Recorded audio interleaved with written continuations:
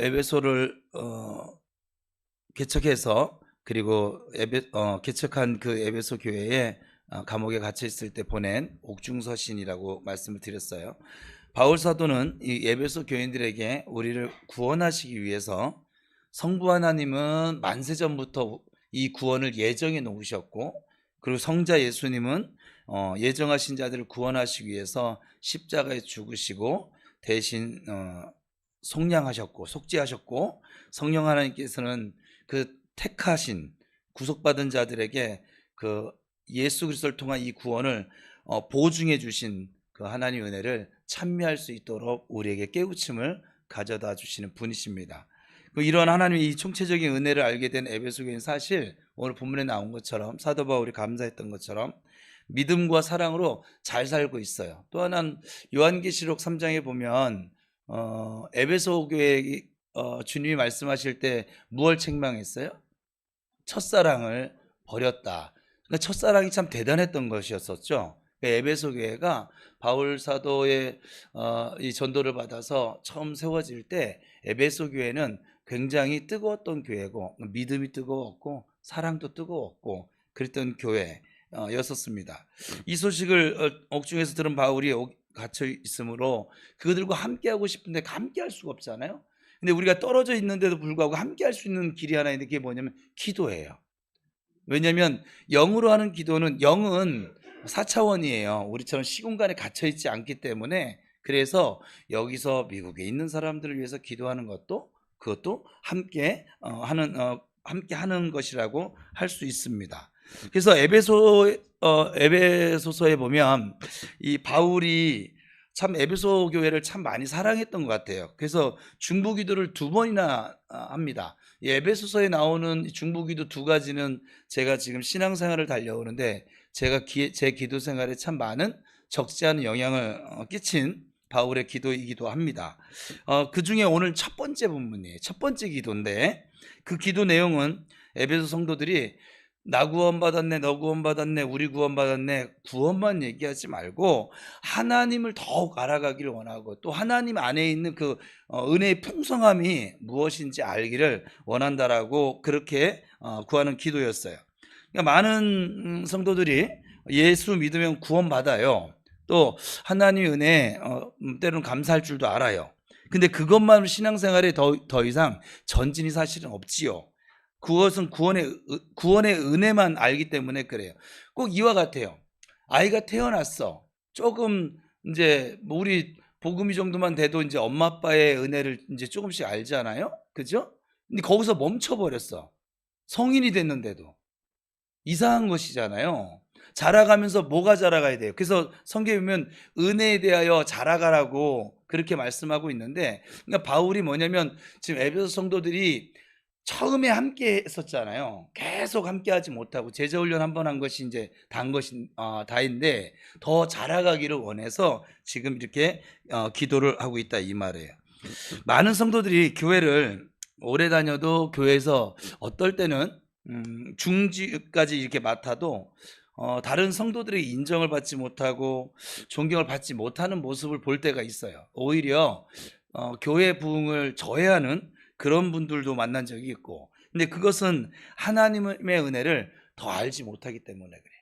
직분이 믿음은 아니에요, 여러분. 물론 우리 교회에서도 사도행전에 나온 것처럼 말씀 충만, 지혜 충만, 성령 충만한 사람을 이제 우리 직분자로 뽑을 거예요, 뽑기는. 그럼에도 불구하고 거기서 멈춰버리면 더 자라가지 못하면 일반 성도만도 못한 직분자들이 있을 수 있어요. 그렇죠?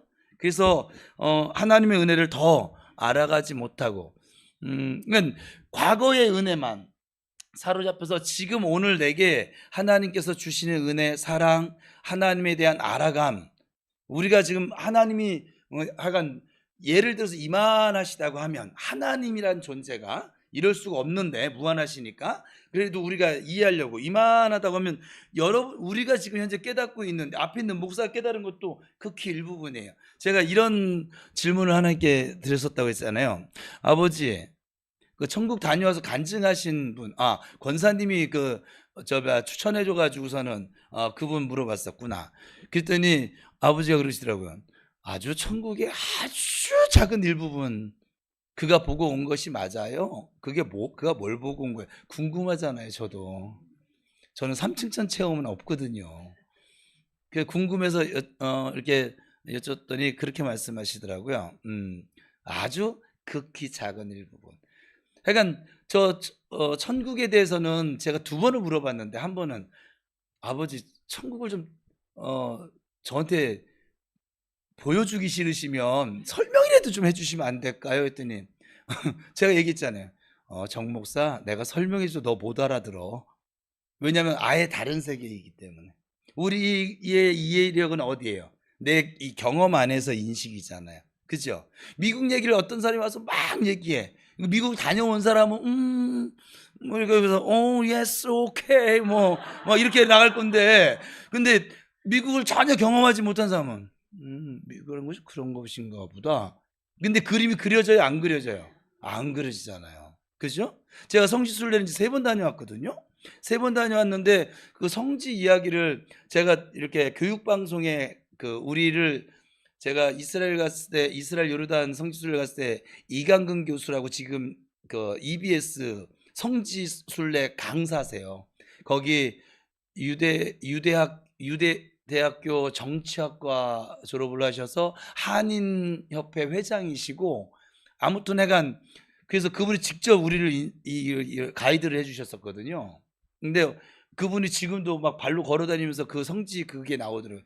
가서 이렇게 보면, 저는 보면 사실 설명을 들으면 맞아, 그래, 다녀왔으니까. 우리 은우가 만약에 그 프로그램을 저랑 같이 본다고 하면은 제가 이해하는 것과 은우가 이해하는 것이 같을까요? 아니, 같을 수가 없지요. 그래서 우리가 경험해 보지 못한 그 천국에 대해서 소망 가운데 바라고, 그리고 믿고, 그리고 달려가시길 바랍니다. 예. 굳이 하나님이 그러니까 계시해 주시지 않은 것을, 참 그게 문제인 거예요. 하나님이 하나님이 알려주지 않은 것을 굳이 또 우리 인간들은 이걸 알려고, 이 욕심이 지나친 게 바벨탑 사건이에요. 하나님처럼 되려고 하는 것. 하나님이 열어준 부분만 우리가 사실 감사하며 순종하는 것도 벅차요, 안 벅차요? 벅차요. 그런데 우리는 이것도 못하면서 굳이 또 언제 우리는 대한민국도 잘 모르면서 굳이 저 우주 세계를 꼭 알아야겠다고 막 이렇게 하는 거랑 똑같다 이 말이죠. 그래서 바울 사도는 다른 것이 아니라 너희가 구원받은 하나님의 자녀가 되어졌으니까 너희들을 자녀 삼은 하나님을 더 알기를 원하고, 그 하나님 너희를 어떻게 사랑하고 어떻게 은혜를 베푸시는 그런 하나님인지를 더 알기를 원해. 이게 중보하는 거예요. 그래서 하나님은 지난 시간에 토요 기도회 때 그랬어요. 은혜를 쌓아두실 정도로 우리에게 무한하신 자비를 가지고 계신 아버지인 줄 믿습니다. 우리 모두가 그 무한하신, 측량할 수 없는 그 사랑과 하나님의 은혜를 보다 더 알고 살아가는 동안 더 힘있고 풍성하고 영광스러운 복된 삶이 저와 여러분의 삶에 이루어지기를 축복합니다. 자, 오늘 본문 이제 기도 내용이에요. 오늘은 그 성경에 써져 있죠. 뭐라고 써져 있어요? 15절 위에 바울의 기도예요. 바울이 에베소 성도들을 정말 사랑하는 마음으로 이들을 중보하며 기도하는 내용인데, 이것은 이제 제가 목회하는데도 참 중요한 거예요, 여러분들에게. 오늘 이 기도 내용 구체적으로 한번 살펴볼게요. 첫 번째는 이 기도 내용을 보면 하나님께서는 우리가 하나님에 대해서 더욱 알기를 원하세요. 오늘 보면 17절이에요. 읽어볼까요?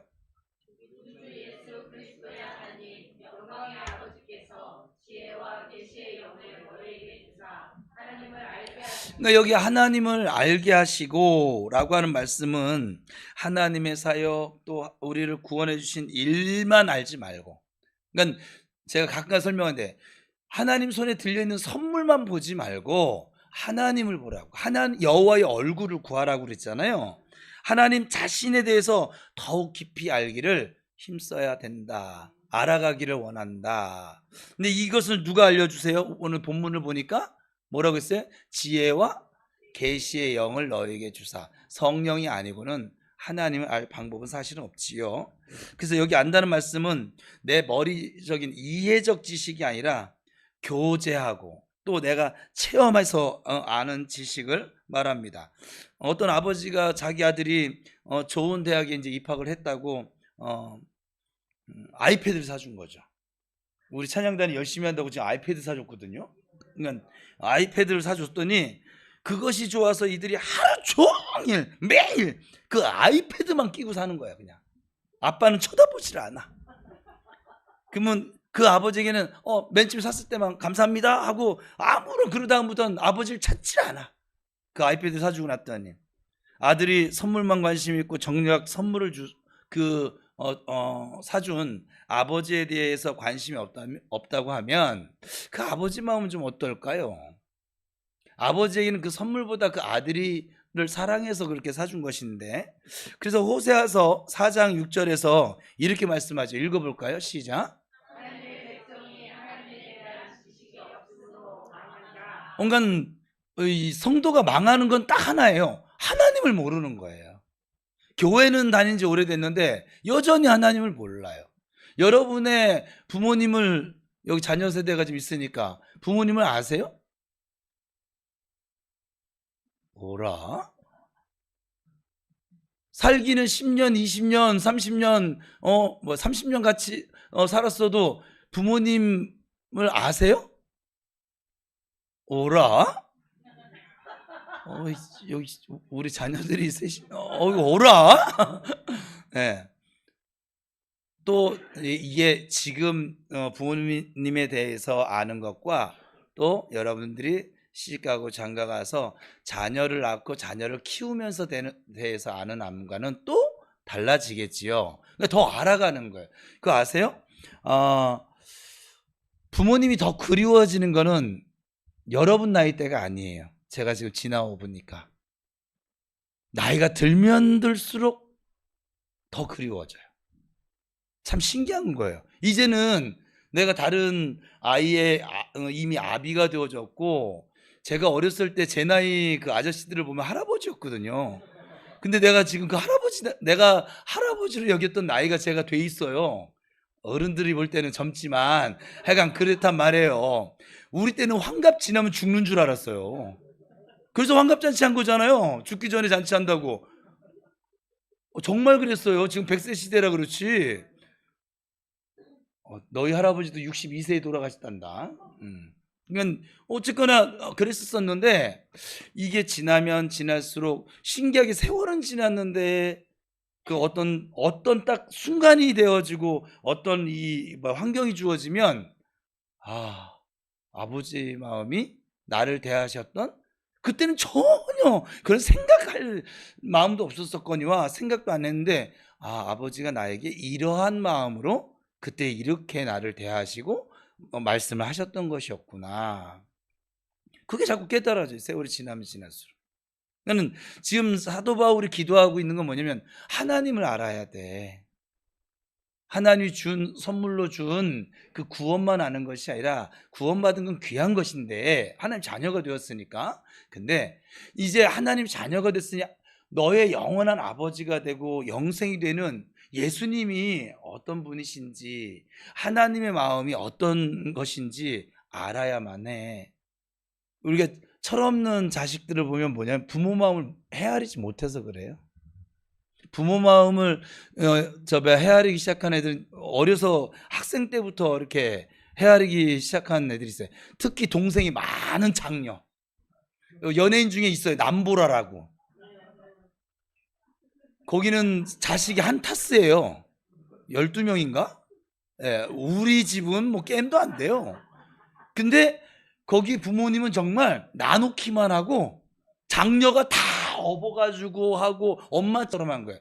그러고 나니까 그 아이는 연예인이 되고 나서도 곁길로 가지 않고, 제가 이렇게 가끔가다 이렇게 TV 나와서 인터뷰하는 내용이나 그 자세를 보면 참 사람 됨됨이가, 왜냐면 꼭 자식은 안 낳았는데 자식을 길러봤어. 그것도 여럿을. 그러니까 오히려 제가 볼 때 그 부모님은 굉장히 무책임하세요. 낳기만 하고 다 그냥 그 마지 또 둘째 마지가 지시하에 둘째도 동생 바라보고 막 이렇게 했더라고요. 근데 정말 철들었어요.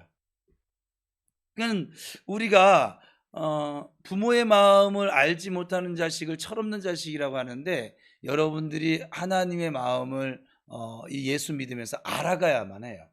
그러니까는 막 제가 볼 때는 30살이면 여러분 적은 나이가 아니에요. 그거 아세요? 육체적 나이로 제가 30대부터는 교육하는 걸 별로 좋아라 하지 않는다 그랬잖아요. 왜냐면 이미 자기 이 세계관이 옳든 그르든 서져 있어. 이미 삼겹줄로 이렇게 돼 있어요. 그래서 그리고 신체적 나이로 보면 25살인가 정점이래요. 그 다음 이렇게 막 어려서부터 신체적 나이가 막 이렇게 성장을 하다가 25살인가 24살인가? 네, 5이죠. 25살이 된 부터는 꺾인대요. 25살 이상들은 뭐 약간 할 수 없어요, 그냥. 그러니까 우리 청소년부는 지금 계속 오르막길을 향해서 가는 거예요. 더 좋아지는 거예요. 갈수록 좋아지는 거지, 이제 막. 그래서 이제 젖살도 빠지고 가장 예쁠 때가 23살, 4살 막. 정말 그래요. 그러다가 25살이 지나면 이제 피부 탄력부터 피곤도 이기는 것이 우리 어른들이 볼 때는 한참이라고 하죠. 근데 그거 아세요? 저도 후배들 보면 그렇게 얘기하는데, 생각해 보니까요, 저 25살 그 무렵에는요, 저는 잠을 아예 안 잤더라고요. 매일 2시간 정도 잤어요. 그런데도 다 했어요. 모든 일도 하고 교회 일도 하고, 새벽 4시에 교회를 나가서 주일이면 밤 11시가 돼서 오고, 어쩔 때는 월요일날 새벽 3시인가 출근해야 되는데 새벽 2시까지 상담을 하고, 그러니까 잠을 한숨도 못 자고 그냥 곧바로 출근하고, 그래도 또 퇴근하고 와가지고 또 2시간 자고 또 폐지목으로 돌아다니고 미친놈 같았어요. 지금 보니까. 지금 그렇게 하면 죽습니다. 제가 그 이후에도 막 열심히 했지만, 체력적으로 그때는 영양제도 안 먹었어요. 그냥 밥 먹은 게 다야. 그리고 주일날 같은 경우 잔치국수 하나 먹고 해가 뭐 별로 먹은 것도 없어요. 근데 그걸 버틴 게 아니라 즐거움을 했거든요. 막 신나게. 피곤한 건 줄 모르고. 근데 지금은 이제 그렇게 하면은 피곤한 줄을 깨닫는 게 아니라 쓰러집니다. 그래서 우리가 그 기억이 잘못된 기억이에요. 30대 때 뭐 난 뭐 다 했어. 여기 저 이근도 성도님이 오늘은 이제 최고 연장자인데, 저분은 지금도 제가 보기에는 얼마나 건강하신지, 제가 이근도 성도님 나이에 대해서 저 정도 건강 있으면 나 은퇴를 안 해도 되는데 그냥 여러분, 이게 여러분의 나이로 따지면 신체적 나이로 따지면 30이면 이제 그래도 모르는 것은 없을 정도의 나이가 됐는데도 불구하고 여전히 애기 짓을 한다. 이건 하나님을 모르는 거죠. 그러니까 예수 믿은 영의 나이로 30년 이상을 믿었는데, 그러니까 20년이면 작년이잖아요. 저는 20살부터 작년을 보는데, 청년도 작년을 보니까 예수 믿은 지 20년이 됐는데 내가 하나님에 대해서, 제가 하나님 어떤 분이세요? 하면 이제 여기 지식적으로 이해한 거, 오늘처럼 전능하신 분이요, 뭐 소망이신 분이요, 전혀 믿지 않는 말들을. 전능하신 분이라고 믿으면 여러분 지금처럼 살겠어요? 하나님 전능하신데? 하나님 빚을 하나 해결 못 하시는 분이시잖아요. 하나님이 직장 상사, 약간 하나 이게 처리 못 하시는 분이시잖아요. 그죠? 하나님이 내 혈관 하나 그냥 한 번에 꽉 확장 못 시키는 분이잖아요, 지금. 우리가 이 지식적으로 하나님을 아는 거하고 우리가 체험해서 믿는 하나님하고는 좀 다른 것이죠.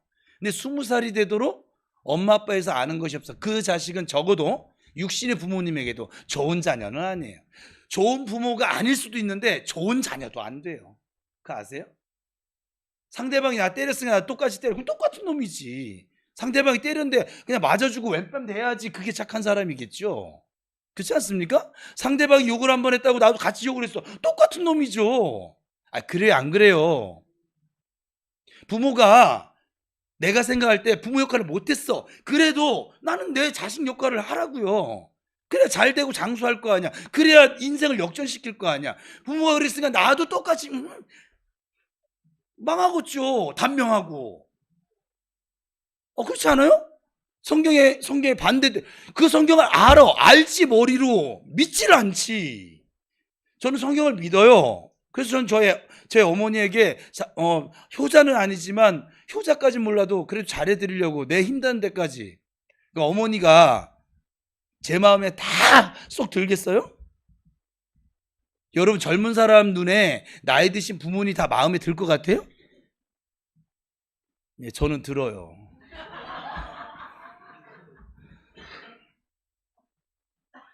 안 들어요. 제가 우리 집사람 보고 나이 드신 분들 우리 교회 이제 좀 생겼잖아요. 어쩔 때는 좀 이렇게 느리시고 점점 퇴화를 하시니까 이제 어리숙하시고 핸드폰도 잘 이용 못 하시고 집사람 보고 가끔가다 제가 이 얘기를 해요. 우리도 70 넘으면 그렇게 되겠지? 그건 어쩔 수 없어요. 하나님이 지으신 섭리니까. 여러분들도 언젠간 그렇게 된다고요. 저는 제가 50이 넘을 걸 생각을 못하고 살아온 사람이라서. 그래서 하나님에 대해서 모르기 때문에 신앙생활을 이렇게 하겠구나. 그래서 사도 바울이 너희들이 이미 구원받은, 분명히 지난 시간에 있어요. 에베소서는 천국 시민이 이미 되어졌다는 전제하에 쓰여진 거예요. 빌립보서도 그렇고. 무슨 말 이해되셨죠? 그러면 너희들이 이미 구원받은 백성인데 너희들을 구원하여 주신 너희들의 영원한 아버지 하나님에 대해서 더 알게 되기를 원해. 하나님이 사도 바울을 통해서 그걸 원해. 하나님의 백성이 왜 자꾸 신앙생활 하는데도 별로 재미도 없고 점점 별로 이게 해가 시원찮은 줄 아세요? 하나님을 몰라요. 자기는 안다라고 착각을 하지. 하나님을 알면 그렇게 살 수가 없어요. 그거 아세요? 하나님 전능하셔. 하나님 내 산성이셔. 나를 지키고 보호하는.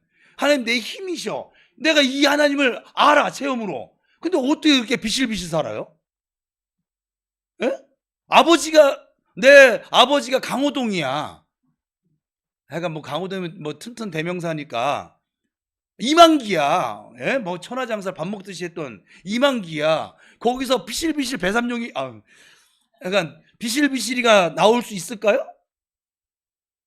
아버지 닮죠, 자녀는. 그렇죠? 그러니까 여러분들이 아버지에 대해서 모르기 때문에 아버지께서 주시는 그 은혜로운 인생을 감사와 순종의 인생을 살아가지 못하는 것이 사실은. 이건 좀 안타까운 일인 거죠. 이거는 하나님은 우리를 왕자와 공주로 우리의 신분을 완전히 변화시켜서 아주 극상으로 지금 시켜놨는데, 하나님이 상속자로. 근데 맨날 그지처럼 사는 이유가 뭐냐면 그 하나님을 몰라요. 왕이신. 찬양은 잘해. 주님은 나의 왕이십니다. 찬양은 너무 잘해. 너무 잘해. 해도 너무 잘해. 근데 삶에는 여전히 거지처럼 살 수밖에 없는 이유는 내 아버지가 왕인 걸 믿지 못하는 거예요. 전능하심을 믿지 못하는 거예요. 여러분, 하나님 더 잘 알아가시기를 축복합니다. 하나님을 알아가면 알아갈수록 여러분들은 더 풍요로운 삶을 살 수 있고 더 담대한 삶을 살 수밖에 없어요. 하나님을 모르기 때문에 자꾸 마귀의 종로로, 그러니까 성도임에도 거룩한 자로 부르심을 이미 받았음에도 불구하고 거룩치 못한 상태로 살아가는 이유예요. 그것이 모르기 때문에. 베드로후서 3장 18절인데 같이 읽어봅시다. 시작. 쳐보세요. 예수님을 통해서 우리에게 주신 은혜와 또 저를, 예수 그리스도를 아는 지식에, 하나님에 대해 아는 지식에 대해서 어떻게 하라고요? 자라가라고. 한번 옆 사람 보세요. 옆 사람이 좀 장애인 같은, 이렇게 하면 또 비하가 되나? 잘 자라고 있는가? 아니면 성장이 멈췄는가? 음.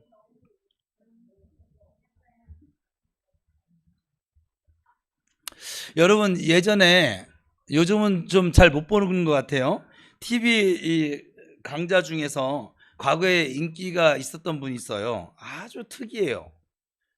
고려대학교 도올 교수의 논어 강좌인데, 그 목소리도 이렇게 하는 분 있잖아요. 신나게 강의합니다, 막. 그래서 제가 보면서, 저는 이제 설교자니까 강의하는 스킬도 제가 보기에는 이래도 참 많이 공부합니다. 지금도 배우려고 하고, 스킬도 그렇고, 다른 분의 설교도 좀 많이 듣기도 하고. 어제 장모님 집에 잠깐 갑자기 느닷없이 오후에 다녀오게 됐는데, 차 안에서 갑자기 우리 은우가 아빠 이거 좀 들어보세요 하고 설교 3편을, 아주 4편이었나요? 네, 4편을 너무 은혜로워서 네가 사랑하는 사람에게 보내. 그리고 또 우진이 형이라고, 우준이 형이라고 저야 외박을 하고 온 집이 있어요. 허락도 안 받고. 꼭 이 얘기를 해야지. 감히 외박을 했어, 우리 집에서. 20살 이전에. 지금 뒤에서 막 우리 어떤 딸은 지금 막 살해 걸렸어. 있을 수 없는 일이지. 그래서 그 우진이 예수를 믿지 않아서 제가 4편 들은 것 중에서 첫 번째 거랑 3번째 거는 보내봐. 그가 어떤 듣는지 안 듣는지 그거는 그의 선택이고 보내봐. 그 예수 믿지 않는 사람도 이해할 수 있고 복음이 좀 잘 설명이 되어져서 보내봐. 이렇게. 그래서 이렇게 틀어요. 그리고 듣다가 그 중에 하나는 우리 은우에게, 우리 찬양 집회 때 나 이거 그대로 리바이벌 한번 해볼까?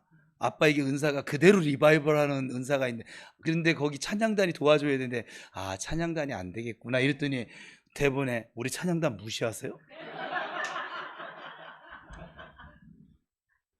아무튼 내가 이 김용욱 교수인데, 머리는 스님처럼 완전히 깎았잖아요. 검은 망토 같은 옷 입고 아주 희귀한 말투죠. 어떻게 보면 쉽게 볼 수 없는.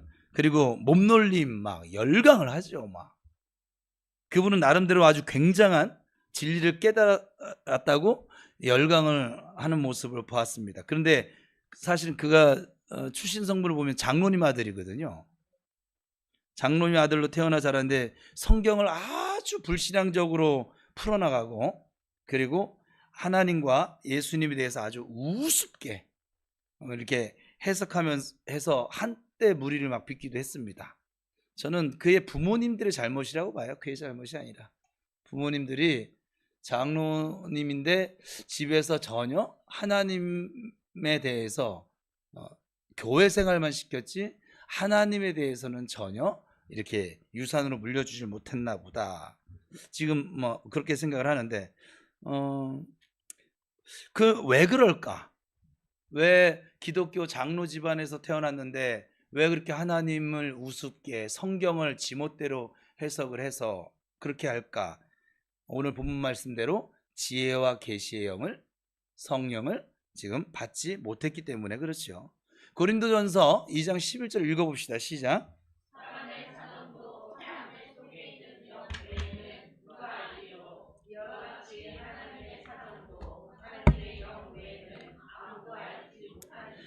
신령한 일은 신령한 것으로 분별하느니라. 또 고린도전서 2장 14절인데 이어서 시작.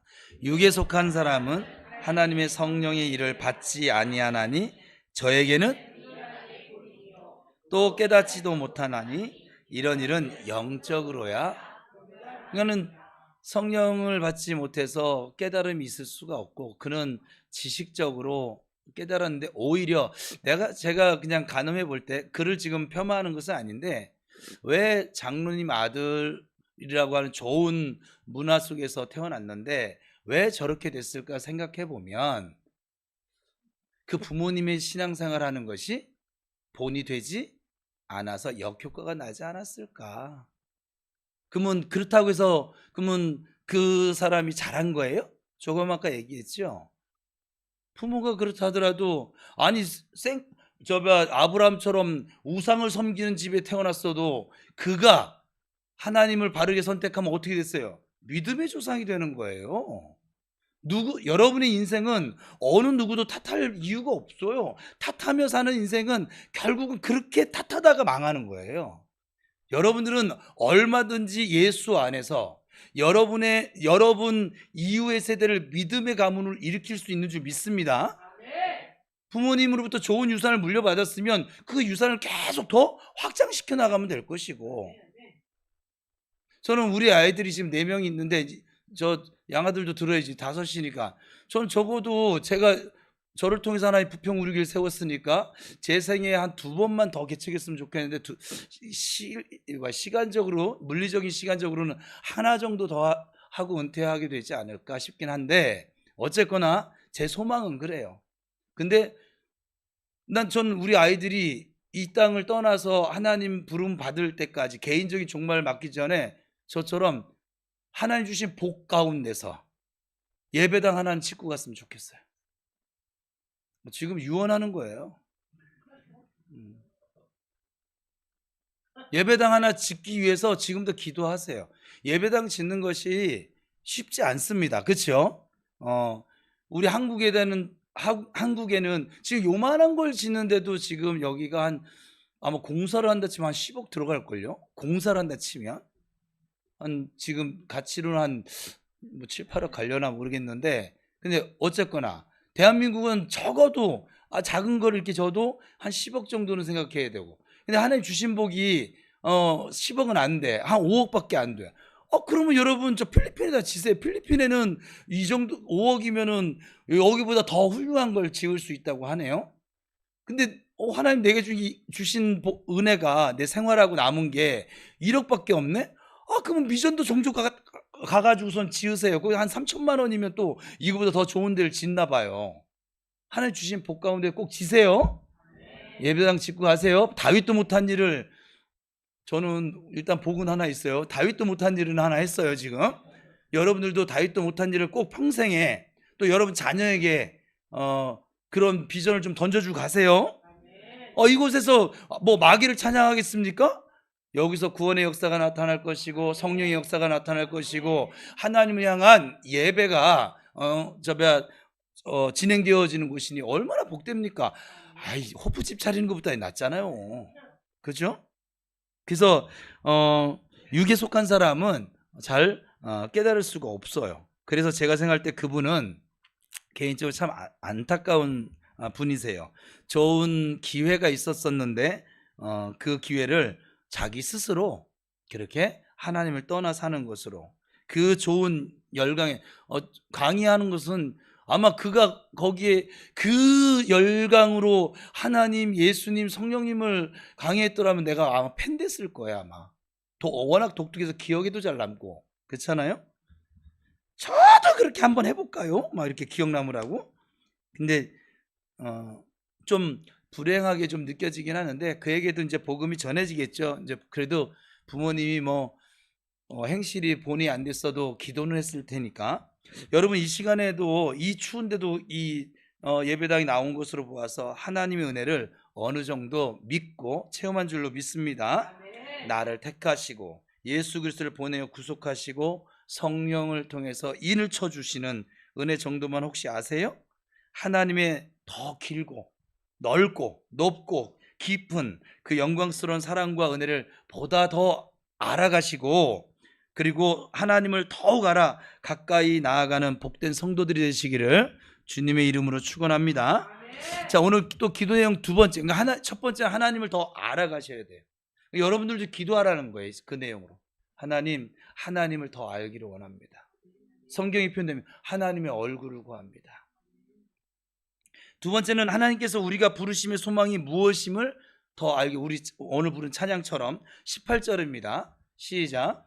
너희 마음의 눈을 밝히사 그의 부르심의 소망이 무엇이며 성도 안에서 그 위엄의 영광의 풍성함이 무엇이며. 여기서 부르심의 소망이란 하나님께서 우리 그리스도인들을 교회로 불러주신 목적이죠. 그죠? 어떤 학자는 이 에베소 교인들은 하나님의 은혜의 응답으로 믿음과 사랑은 참 출중한데 소망이 없었기 때문에 여기서 바울이 소망에 대해 기도를 했다라고 해석하는 학자들도 있더라고요. 좀 과한 해석일 것 같아요, 제가 생각할 때는. 근데 어쨌거나 하나님께서 이 모래알같이 많은 사람들 중에 왜 나를 불러 자녀 삼아 주셨을까? 이 앞에 있는 목사는 늘 몇 번이고 얘기했지만 그 수많은 사람 중에 하필이면 나를 목사로 이렇게 삼으셨을까? 뭐 그거 생각하면 뭐 10번이고 1000번이고 그냥 오직 예수를 외칠 수밖에 없는 사람이긴 합니다. 하나님께서 그 많은 갈대아 사람들 중에 아브라함을 불러내신 이유, 성경에 표현되면 복의 근원, 예전 성경대로 하면 지금 복이 될지라 이렇게 되어 있는데 우리가 이해하기 쉽게 복의 근원이 되도록 하시기 위해서, 오늘 우리를 부르신 목적은 지금 우리가 살아가는 시대에 복의 근원이 되게 하시기 위해서임을 믿으시기 바랍니다. 그래서 갈라디아서 3장에 보면 여러분들을 통해서 아브라함의 복이 저 세상으로 흘러가기를 원하세요. 또 모세가 젊은 날에 자기 민족을 위해서 일해보려다가 실패를 했지요. 그리고 미디안의 광야에 가서 40년 동안 망명생활을 합니다. 그러다 어느 날 하나님이 모세를 부르죠. 모세가 과거에 하려다가 실패한 자기 민족을 도와주는 일, 그것이 못내 아쉽고 또 40년 망명생활에서 궁금해서 하나님의 산 호렙에 이를 때 모세야 모세야 이렇게 부르시잖아요. 그리고 이스라엘 백성, 지금 내 백성이 지금 애굽에서 노예로 고역을 하면서 부르짖고 있으니까 네가 가서 좀 구출해 내거라. 모세는 내가 누구간데 애굽의 바로 왕 앞에 가서 구출할 수 있을까요? 지금 아무것도 없다고 그렇게 고백하잖아요. 근데 많은 사람들이 이런 하나님의 영광스러운 부르심을 잘 몰라요. 여러분들 부르심이 똑같아요. 하는 일이 다를 뿐이에요. 똑같아요. 모세의 부르심이나 바울의 부르심이나 베드로의 부르심이나, 여러분들 근데 모세 정도의 소명, 바울의 소명, 베드로의 소명, 야고보의 소명, 그 소명으로 안 살잖아요. 왜요? 모르니까. 몰라서 그래요. 하나님 볼 때는 모세나 여러분이나 저나 여러분이나, 왜냐하면 베드로 전서 2장 9절에 보면 우리를 어떻게 부르셨어요? 뭐라?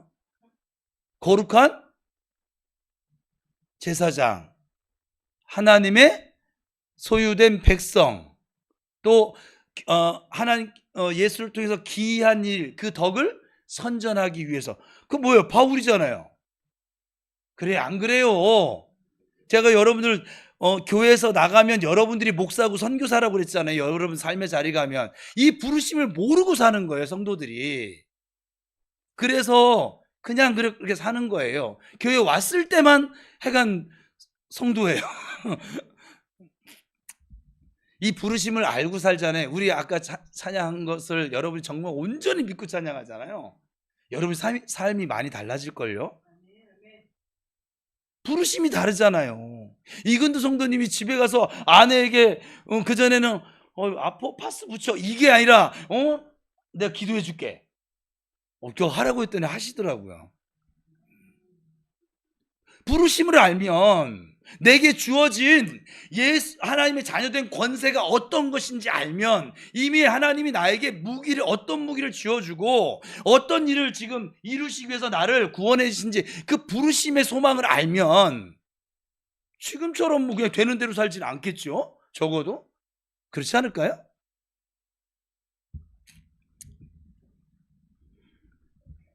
다른 때는 약간 올해 쌓아두신 은혜가 여러분에게 베풀어지길 축복합니다. 그럴 줄 알았어요. 그래서 이 하나님의 영광스러운 부르심을 많은 성도들이 모르고, 또 세상 사람들은 아예 거부하고 응답하지 않고 순종하지 못해서 그 자기에게 쌓아두신 은혜를 못 받는, 경험하지 못하는 일들이 너무 많은 거예요. 목회자로 입장에서 볼 때 이게 너무 안타까운 거죠. 제가 이렇게 보면 아이고 여기서 지금 조금만 더 그 하나님의 부르심을 깨닫고 엎드리고 순종하면 그냥 뭐라고 할까요? 뭐가 이렇게 확 쏟아지는 거 뭐라고 그래요? 젠가 쓰러지듯이.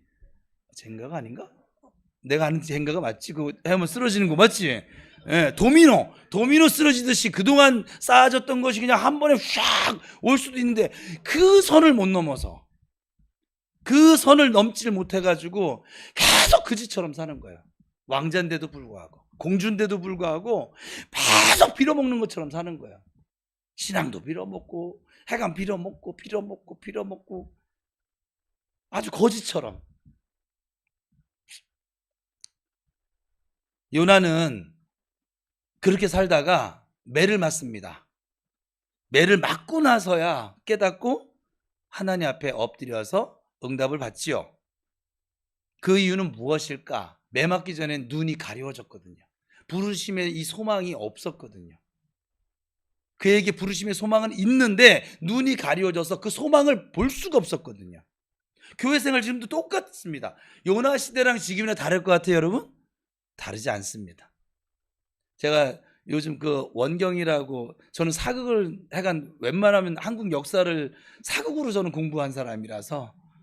근데 지금 태종 이방원 시기에 지금 중전 원경 왕후하고 막 이 다툼이 벌어지는데 그 시대나 지금 대한민국 시대나 똑같습니다.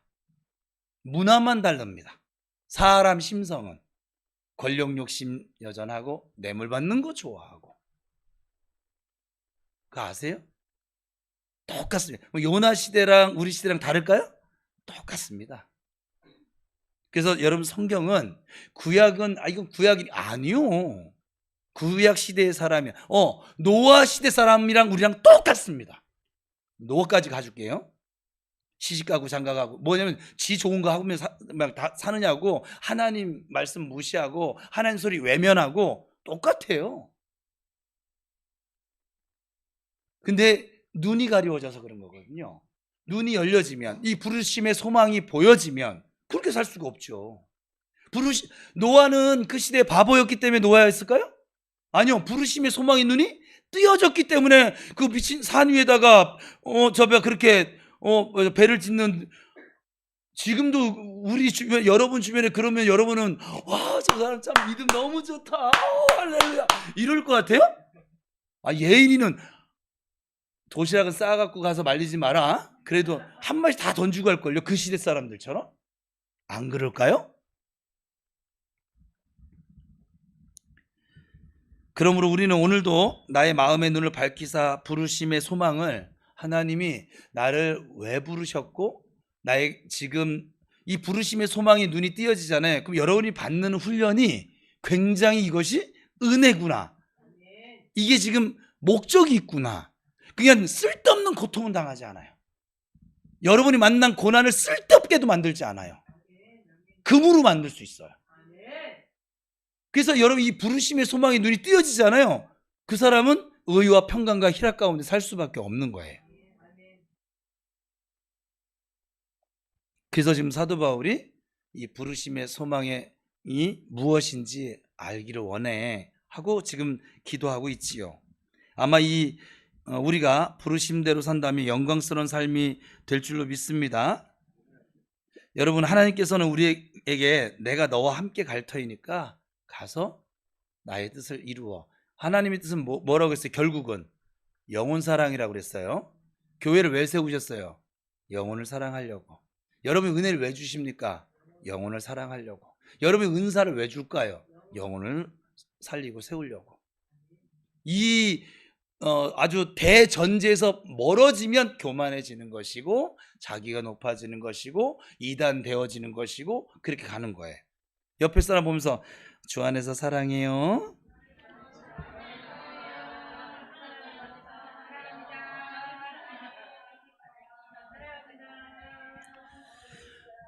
여러분 모두가 나이가 많든 적든 어떤 위치에 있든지 아직도 이 부르심의 소망이 있음, 아직도 할 일이 있음을 믿고 이 부르심의 소망을 가지고 살아가시기를 축원합니다. 세 번째는 하나님께서는 우리가 기업의 영광이 무엇인지 알기를 원하십니다. 18절 다시 한번 읽겠습니다. 시작.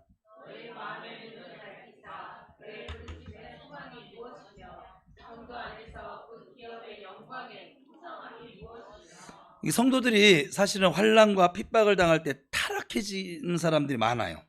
이것은 왜 그러냐면 성도들이 장차 내가 받을 기업의 영광의 풍성함을 알지 못하기 때문에 그래요. 여러분들이 만약에 3년 뒤에 1억이라고 하는 적금을 탄다고 하는 것을 알아. 근데 내가 오늘 300만 원 때문에 한강다리 갈까요, 안 갈까요? 가면은 그거는 바보 멍충이죠. 그죠? 그거는 꼭 그와 같은 거예요. 우리가 장차 내게 다가올 영광을, 우리가 그 영광의 풍성함이 무엇인지 알면 지금 잠깐 고난을 만난 거, 잠깐 환난을 만난 거, 이거 개의치 않는다고요. 여러분들이 성장통을 겪고 나면 어른이 될 수 있다는 것을 아는 사람은 성장통 때도 저처럼 막 질풍노도 사춘기는 겪지 않아도 돼요. 그죠?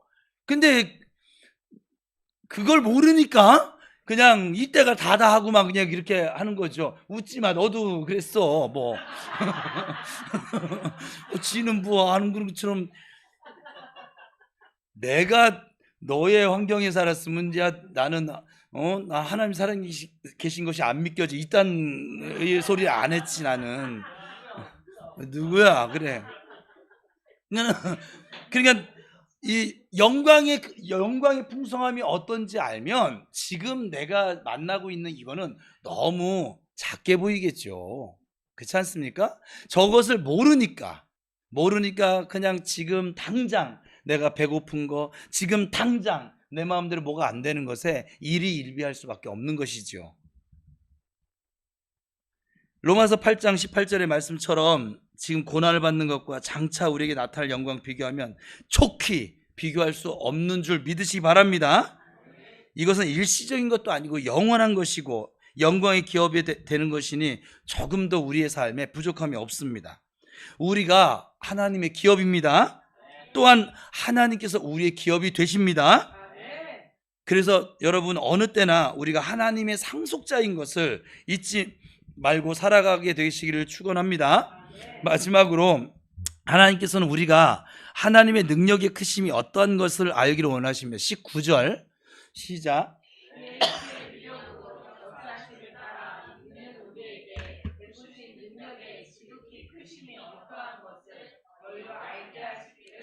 그러니까 기업의 영광의 풍성한 것을 아는 대로 우리의 신앙은 담력을 얻게 될 거예요. 왜냐면 난 3년 뒤에 1억 타. 1억이 내게 다가오고 있어 지금. 그죠? 이 사람이 돈 300만 원 때문에, 아니면 돈 3천만 원 때문에 벌벌 떨까요? 안 떨죠. 담력이 생기잖아요. 1억이니까 너무 작은 거죠. 100억이 3년 뒤에 100억이 나한테 지금 오고 있어. 그러면 하루하루 얼마씩 오는 거예요 이게 지금. 그죠? 이 사람이 정간사님 돈 100만 원에 울고불고 막 할까요? 지금도 안 하긴 하는데 저기는 그래도 한 뭐 억은 돼야지 울고불고 하겠죠 뭐. 근데 어쨌거나 그렇게 높이 사줘요 그냥. 그래도 양아들이긴 하지만 우리 가정에 맏아들 이제 위치에 섰으니까 그 정도 인정해줘야지. 근데 100억 정도가 오는 것을 아는 사람이 돈 3천만 원, 돈 1억에 째째하게 굴지도 않을 것이고 무너지지도 않을 것이고. 그래 안 그래요? 그래서 담력이 생겨져요. 담대함이 생겨져요. 여러분들이 앞으로 누릴 영생의 가치를 예수님 자리로서 온전히 깨닫잖아요. 지금 여기서 다른 사람이 좀 무시하고 뭐 자존심 상해 전혀 문제가 되지 않아요. 문제가 될 수가 없어요. 그래? 넌 그렇게 보니? 그건 네 자유니까. 내가 난 근데 예수님 자리인데. 제가 다른 목사님들 할 때도 그래요. 그냥 이게 한국 교회는 좀 이상해졌는데 교회 사이즈가 믿음 사이즈인 줄 알아요. 목사고 성도고 다. 그렇지 않아요. 그러면 요한계시록 3장은 없어져야 돼요.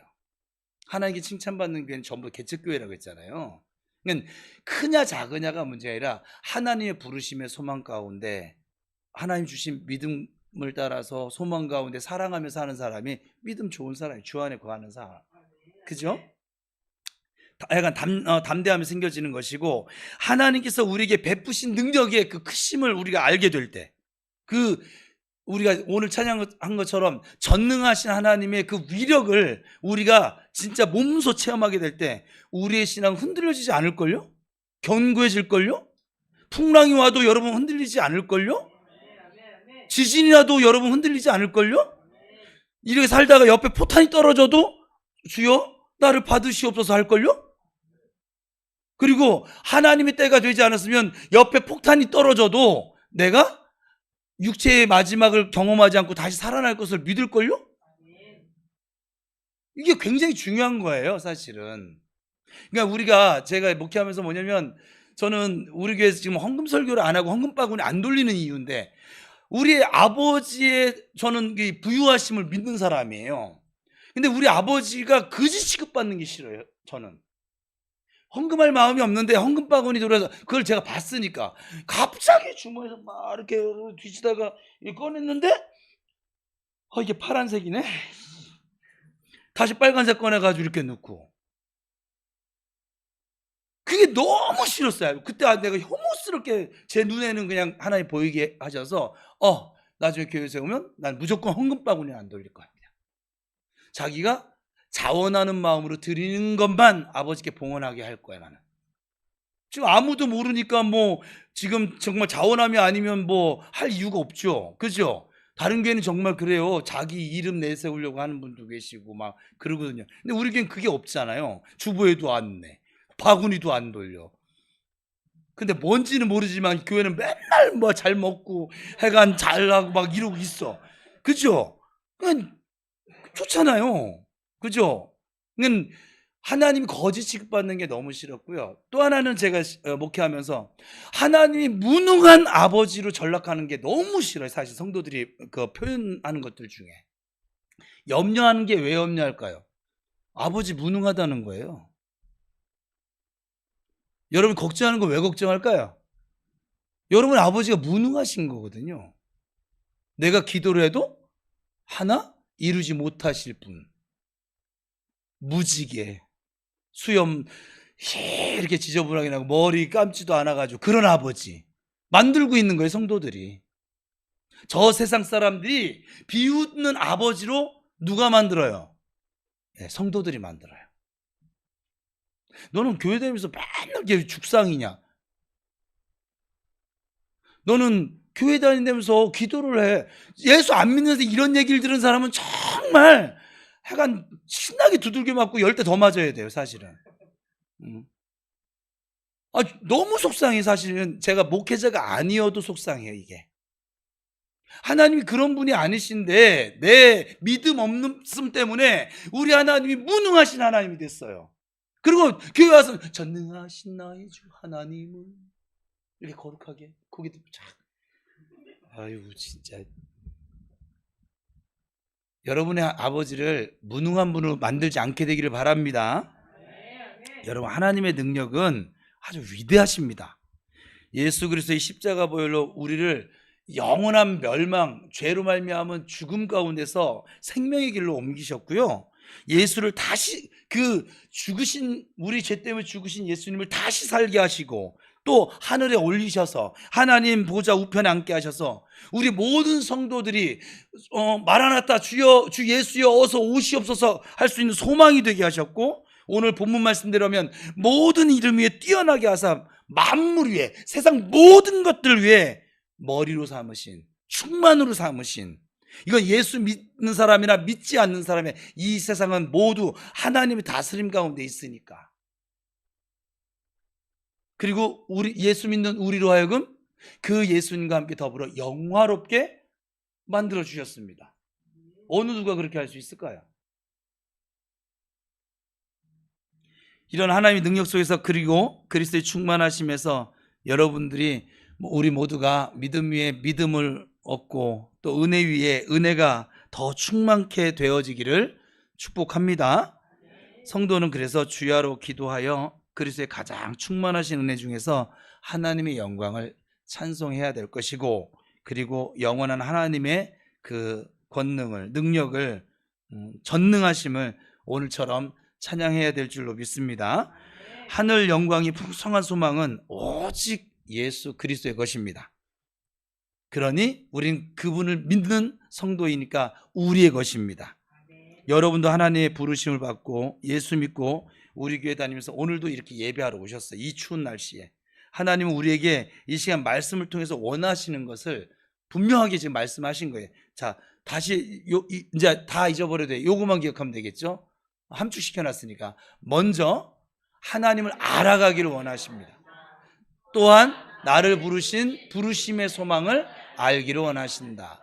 그리고 하나님의 기업으로서 영광의 풍성함이 무엇인지를, 또 마지막으로 하나님의 능력의 크심이 어떠한지를 알고 신앙생활하기를 원하십니다. 이 하나님의 이 소원을 들어드리는 저와 여러분 되는 2025년 되기를 축복합니다. 여러분, 이렇게 우리를 불러주신 하나님의 뜻, 소망을 아시고 순종하며 충성하셔서 하나님의 나라를, 또한 하나님의 뜻을 이루어드리는 복된 성도로 살아가시기를 다시 한번 축원합니다. 기도하겠습니다.